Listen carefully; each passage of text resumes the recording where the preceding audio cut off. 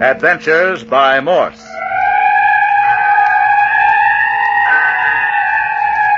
Carlton E. Morse presents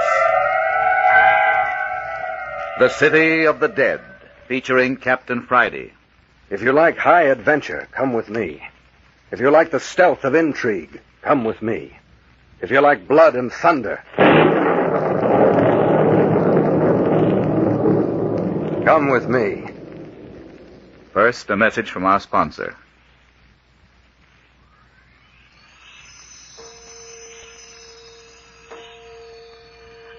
Eight o'clock on Sunday morning, the second day in the City of the Dead. 8 o'clock in the morning after a night of unearthly events and sudden death. And it all seems to be centered about the caretaker's cottage at the gate of the old abandoned cemetery. Those present include the caretaker himself, better known as Mayor Joshua Friday, Dr. Tuner, retired, all his patients are laid away in the City of the Dead, Captain Friday, son of the mayor, and private investigator from San Francisco, who has come down to the City of the Dead to help his father fight grave robbers. The only persons caught in the net so far are Jimmy Parker, a nice-looking college boy, and his girlfriend, Phyllis Carroll. At 2 o'clock this fog-choked winter morning, Captain Friday was roused from sleep to find a phantom-like white-robed figure, its face covered with long, white flowing hair, patrolling about the caretaker's cottage. Yes, I awakened Jimmy Parker, and the two of us slipped out of the house and around the corner just in time to see the phantom creature leap on the figure of a man, who at the moment was attempting to break into the cottage. The man died instantly under the gleaming knife in the creature's clawed hand. Before Parker or I could stop it, the thing had gone. Yeah, Captain Friday and I rushed to the scene, but the housebreaker was dead. Captain Friday sent me back into the house for Dr. Tuner. I wasn't gone more than a couple of minutes, but when we got back, not only was the murdered man gone, but Captain Friday was lying on the ground, unconscious. And a peculiar thing, all the time this was happening, Mayor Friday's been missing from the cottage. But now it's 8 o'clock the next morning, and Phyllis is telling what she saw. I tell you, I saw it all from my window. You were awake, Miss Carroll? The scream of that man outside my window awakened me. You mean the man that was murdered? Yes. Who was he, Captain Friday? I don't know. He was trying to break into Parker's room when the family ghost jumped him. It sprang on his back like an animal and was gone quicker than a flash. Stabbed him in the back. He was dead when I reached him. That's what I heard. I jumped out of bed and I looked out through the bars of my window. You were just bending over the body, Captain Friday. Well? I didn't know what had happened. It was too dark to tell who you were. Then all at once I saw two shadows creeping up on you from behind. Two? Yes, there were two. Suddenly I heard myself scream. I heard you. That's what brought me to my feet just in time to get that crack on the side of the head. That's funny. Dr. Tuner and I didn't hear a scream, did we, Doctor? Where did Dr. Tuner go? Said he was going to walk around while he smoked his after-breakfast cigar. Well, anyway, we didn't hear Phyllis scream. Well, I did. I must have frightened the men. They didn't wait to examine Captain Friday. They just grabbed the body of the murdered man and ran. Did you see the face of either of my attackers, Miss Carroll? No, I was too frightened to notice. Captain Friday, did you find out where the mayor was all this time last night? What difference does it make, Parker? What? Well, nothing, only... Well, Dr. Tuner thought it rather peculiar. Did, huh? Well, there seem to be a lot of peculiar things going on around here. Do you think that ghoulish killer we saw last night was a man in disguise? At least it was human. You didn't really think anything could actually look like that, do you? Oh, Jimmy, let's not keep still any longer. I'd rather go to jail right now than spend another night here. Phyllis, keep still. If you're part of this gang of cutthroats... Oh, we're not. Look here, Captain Friday. If we tell you everything, will you let us go? I can't promise that. Well, will you take us away from the City of the Dead? You indicated last night that the presence of you and Miss Carroll was aggravating the situation. That it was due to your being in the City of the Dead that all these murders are taking place. No. Oh, we're only a part of the cause. I see. Well, you see how it is. If I let you two slip through my fingers, my only tangible clue to the whole business would be gone. No, you've got to stay here. You can't keep us here. We'll be killed. You saw what happened last night. That fella cut through the bars of my window. They'll try again, and next time they'll get me. I know they will. You needn't worry about that. I'll fix the windows so they'll be murder-proof. Now, you're going to tell me what it's all about? Oh, Jimmy, let's tell him. Please, Jimmy. We can't be any worse off than we are now. Well, then I'll tell you. I'm going with Dr. Tuner and the mayor over to Lammy Fink's cabin this morning. After that, we're going down to the old church. I'll lock you two up together and you can thrash the thing out. But mind you, I expect an explanation tonight. Oh, yes, but put us together. I couldn't bear to be alone in this horrible place again. You understand, don't you, Parker? I'm not promising anything. So much the worse for you if you don't come through. Oh, Captain Friday. Oh, now what's up? Hey, Captain Friday. Now what in thunder do you suppose has happened? Find another corpse, Dr. Thuner? No, I didn't. But that grave we opened last night has all been filled up and the sod put back on it. Don't look as though it had ever been touched. Filled up, huh? Now, there's an idea. Graves automatically opened and closed while you wait. I tell you, Captain, this is no laughing matter. Something bigger than the mayor and I ever figured on has broken loose. Hey, where is the mayor, anyhow? Catching up on the sleep he lost last night. Where was the mayor last night, Captain? Don't you know? I swear I don't. Oh. You were supposed to be sleeping with him. If you don't know, how should I? I didn't even know he'd left the bed until Parker came in and woke me up. I swear I didn't. You don't think old Doc Tuner and your own dad would hold out on you, do you, boy? Something's funny somewhere. Now I want you and Dad to go over to Lammy Fink's place with me. I don't see what good that'll do. After that, we'll run down to the old church ruins and see if we can find out who took a shot at Dad night before last. Yeah, I've told you all I know. Maybe. Well, you don't suppose we'd have brought you down here in the first place if we'd had anything to hold back, do you? I'm not supposing anything. I'm putting facts together. Doc, go right out the mayor and we'll be starting. How far is Lammy Fink's house from the city of the dead, Mayor? Just a hop and a jump. But it ain't a house, son. Just a shack. Look here. You can see it yonder among the trees. Built it himself at odd times. Gloomy place for a house. Looks more like a hunted animal's hole. He acts like a hunted animal most of the time, don't he, Mayor? Yeah, he's a little off, all right. I'd rather sleep in the city of the dead than down in this hovel. Not Lammy. He's graveyard shy after dark. Oh, this is it. Lammy Fink's residence. One room, one door, and no windows. And a cellar. Cellar? I didn't know about that. Never even thought of a cellar when I was over the other day. Well, then that's the first place we'll look.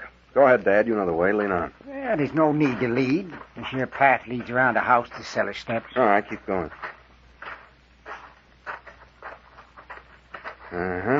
Here's the steps. Seem to get down under the house. I'll lead off with my flashlight. When I get to the bottom of the cellar steps, one of you follow, then the other. And take it easy. Those steps don't look any too solid. They ain't. It's dark and murky down there. There I go. Watch out you don't break your neck. Oh, these steps won't hold much weight. Hey, Captain! Captain! What a rat trap this turned out to be. Son, are you hurt? Hello down there. Captain, are you still alive? Yes, of course I am. I've lost my flashlight, and it's blacker than an old maid's future down here. Light a match. I'll give a man a chance to pull himself together, Doc. Still got 2 or 3 steps around my neck. Can we help? As soon as I unscramble myself. Hey, what's that? Hey, Doc Tuner, Mayor. I'm holed up down here with a body. Who is it, Captain? How do I know? We just met here in the dark. Well, why don't you light a match and find out? We can't get down to the cellar without a rope now that the stairs are busted. How'd you happen to find it? It just reached out and laid hold of me. Jiminy crickets. There. I'm on my feet again. Now for a light. Well, Hey, there are 3. Doc, Mayor. There are 3 bodies down here in this cellar. Watch it. What did he say? Did you hear me? There are 3 bodies down here.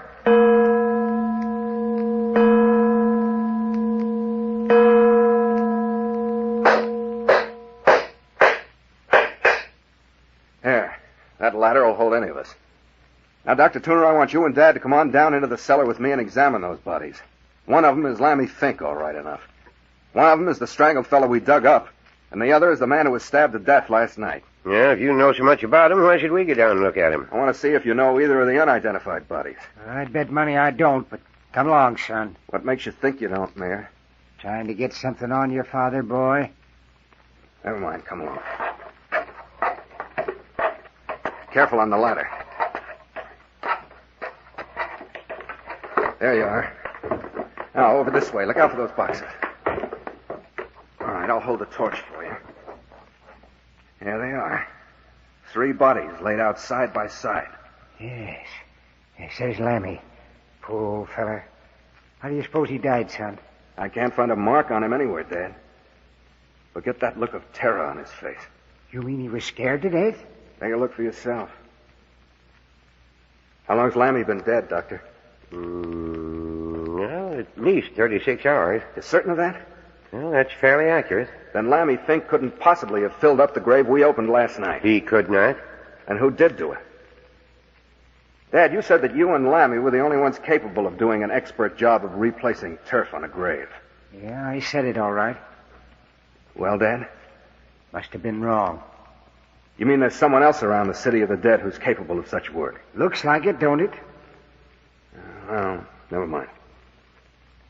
Mayor, did you or Dr. Tuner ever see either of these other two bodies before? I mean, while they were alive? Not me, Captain. I don't know nothing about him, boy. That's darn funny. I've been through their clothes. Not a thing to identify them. Listen. Footsteps. There's someone in the shack overhead. Shh, just a moment. Who's that, you suppose? There's somebody up there, all right. Come on. We'll go up after him. Take it easy. We don't want to frighten him off. Up you go, Doc. You next, Dad. Yeah.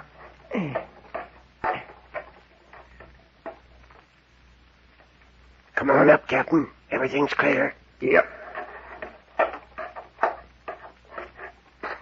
There.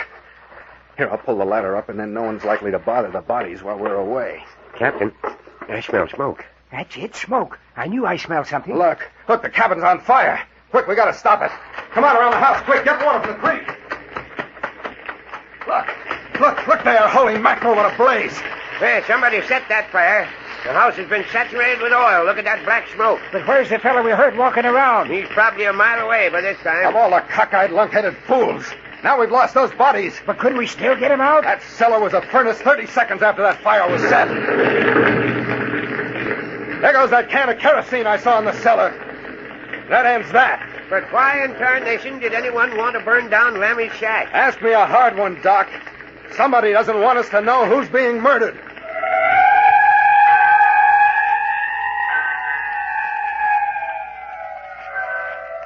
Dead men can't talk, especially after they've been cremated. But there is still the contents of Ernie Morton's grave and old clothwood down in the abandoned church. But more of that in a moment.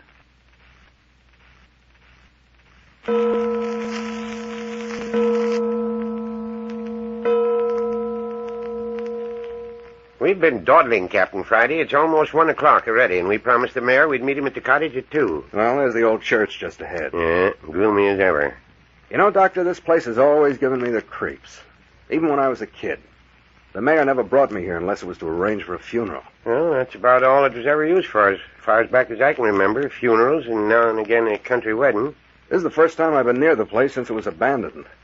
But I remember the day they found the old bell ringer hanging by the neck in the study. Well, I always did think the place was infested with... With what? With something ghoulish. That's a nice thought. And our visit night before last only went to confirm my opinion. You mean the claw-footed man? Oh, he was only the climax of the whole business. I tell you, the place absolutely reeks of something unhealthy. Oh, that's probably the bats. Plenty of them here. Well, shall we go in? From the slant of that roof, I'd say the whole place would be tumbling in another year. Careful. The mayor went through the floor the other night. Gloomy as the inside of a grave in here. There. Don't you feel it? Feel what, Doc? The moment I stepped in here out of the sunshine, I felt something come over me like a slimy, wet cloak. Don't you get it, Captain? You give yourself the creeps if you keep that up. All I get is an unpleasant smell of mustiness and decay. The place is rotten to the foundation. Yeah, there's something more than a physical rottenness here, Captain. I smell something else. Yeah? I tell you, I do. Well, shall we go back and have a look at the old study? That's where the mayor was shot, wasn't it? That's right. That's where we ran into the claw-footed man or beast or whatever he is. Did you leave the doors shut when you carried the mayor out the other night? I did not. I was too scared. I just picked up the mayor and dashed through. The door was still open. Well, it's shut now. By jingo, that's right. Do you suppose that thing's in there now? I got my gun handy to pot him if he is. You better not stand in front of the door. You'll know what happened to me last night. You stand at the side of the door. I'm going to block the way. Don't be a fool, son. You're liable to get hurt. Not while I've got this little plaything in my hand. Yeah, I warned you. You ready? Go on, open the door and get it over with.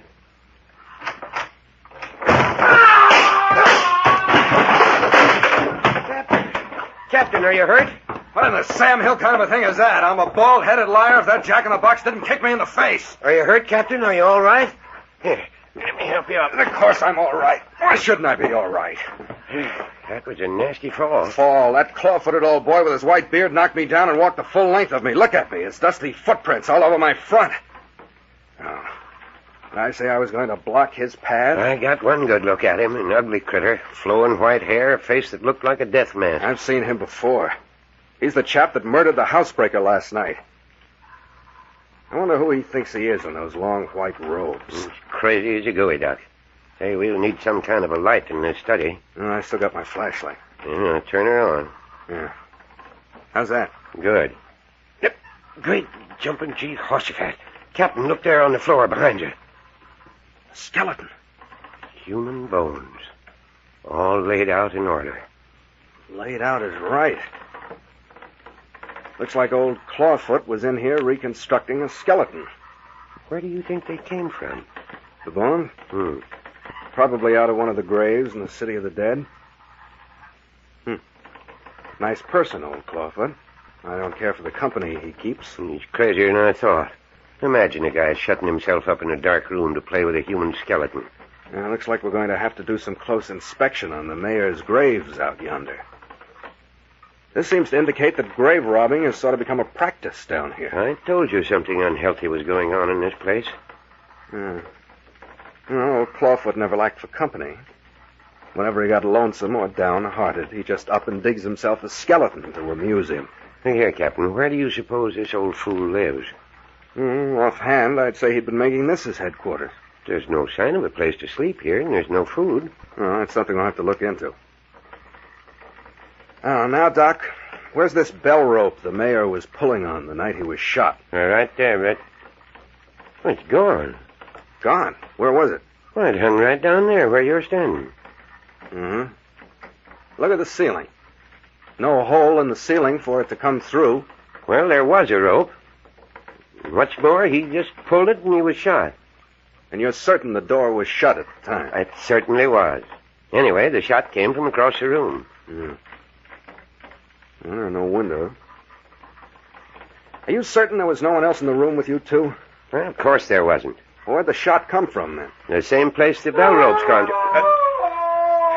What in tunket does he do that for? Going around making noises like a sick cat. Well, we'd seen the last of him today. Should we try to grab him? Don't you think we'd better finish looking over these ruins? What more is there to see? Well, you haven't been up in the belfry yet. What, climb that rotten ladder? Not me, Doc. Well, the mayor and I did it, and in the dark, too. Well, that was your own funeral.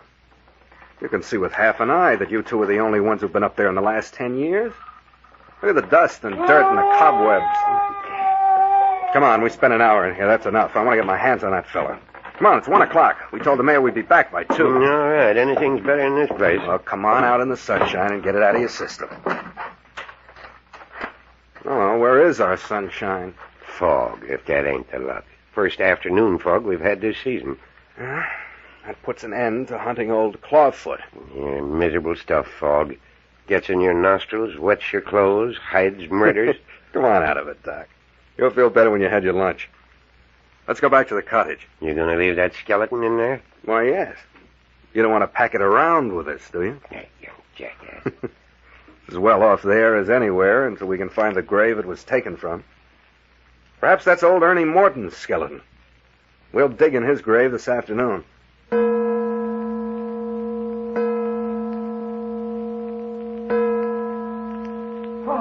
Oh, there you are. There you are. Oh, thank goodness you've come at last. Captain, come in the house quick. Come in here. What is it, Dad? Mayor, you're as white as a ghost. Well, if I'd have had a gun handy, I'd have shot that fellow where he stood. Shot who? What are you talking about? Come on in. Hurry up. You too, Doc. You'll have to tend to the girl. Girl? You mean Miss Carroll? Here, shut the door, Doc. That Parker feller stabbed the girl. He killed her, too, if I hadn't arrived just when I did. Stabbed Phyllis Carroll? So he did. Wait a minute, Dad. Did you see him stab her? Just as I come in the house, I heard her scream. I rushed in and unlocked the door. And there she was, lying on her face on the floor. Parker was standing over her with this bloody knife in his hand. Where is the girl? In her room. Go on in and see what you can do for her, Doc. She's unconscious. Go ahead, Doc. Tell me how she is as soon as you can. All right. Now then, Dad, where's Parker? He's locked in this closet. The bars on the window to his room's cut. And I wasn't taking any chance of losing him. Well, let him out. Let's see what he has to say. Parker said he didn't do it. Catch him! What in blazes? Is he dead? Dad, you've smothered him in that closet. Get me some water. Hi, Doc, come here. What's the matter? Get a move on. Oh, what's the matter? Hello. What's happened to Parker? Smothered in that little closet. Well, his heart's still going. Yeah, he's going to be all right. Just a faint. Mayor, throw a little water in his face. There he comes. Here you are, boy. Drink a little of this water. He's going to be fit in a jiffy. Girl's not in any danger either. Flesh wound and a little blood, that's all. Air. Let me out of here. Give me air. He's all right now. I'll go back to the girl. She'll be around in a few minutes, too. Air. Where am I? You're all right now, Parker.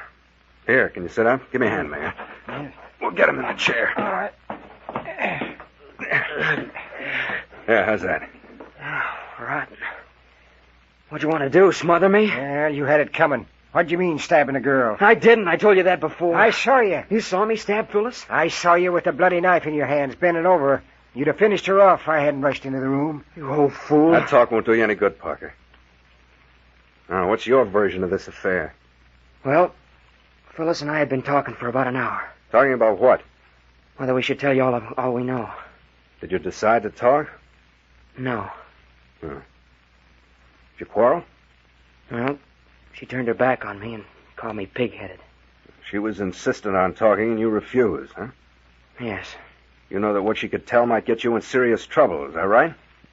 I suppose so. So you decided to stab her to death to prevent her talking? No, it isn't so. That's so. And what did happen? You won't believe me. You bet I won't. Hold it, will you, Dad? Well... Go on, Parker. Well, when she turned her back on me, I walked away. Went over to the dresser and put out my cigarette in the ashtray. Your back was to her. Yes. Suddenly she screamed. I turned just in time to see her fall with a knife in her back. Likely story. I told you wouldn't believe me. Go on. I haven't said I didn't believe you, Parker. Then what happened? I was so confused, I don't hardly know what I did. I guess I dashed over to Phyllis and bent over her. I don't remember pulling the knife out of her back, but I suppose I did. Because I know I had it in my hand wondering where it came from when Mayor Friday rushed in and grabbed it away from me. Wondered where it came from. Well, I didn't have any knife. How could I have done it?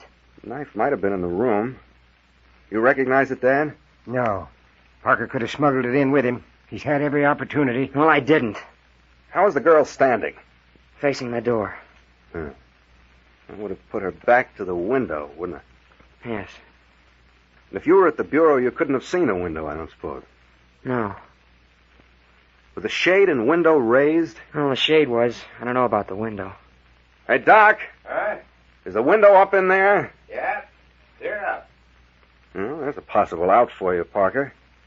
A good knife thrower could have sent a knife through the bars of the window without any trouble. You think that's what happened? I'm not thinking anything. Merely say it's a possibility. Well, I didn't do it. Think I'd hurt the girl I'm engaged to? People will do strange things to save their own skins. So you're engaged to Miss Carroll? Well, practically. What does that mean? Well, we've kind of got an understanding. You asked her to marry you? No. That is, In other words, you said that about the engagement because you thought it would be a point in your favor. Look, Parker, you better stick to facts or you're going to get yourself in one fine mess. Well, I intend to ask her. I don't know whether you do or not. Hi, Captain. Come in here. The girl's coming, too. Come in and give me a hand. Come on, Parker. Come on in here, Captain. Help me with her. I've got her all bandaged. Oh, no. Ain't you ashamed of yourself, Parker? You let me alone. Keep still, both of you. There. You mustn't cry. Just lie perfectly still. Oh, Phyllis. Are you all right?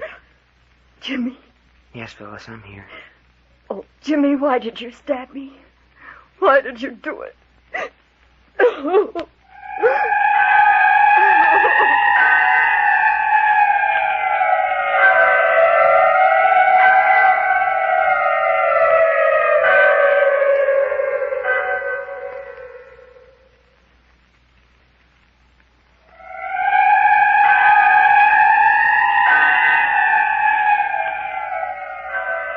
In the midst of the desperate happenings in the city of the dead, has Jimmy Parker turned on his own companion, Phyllis Carroll?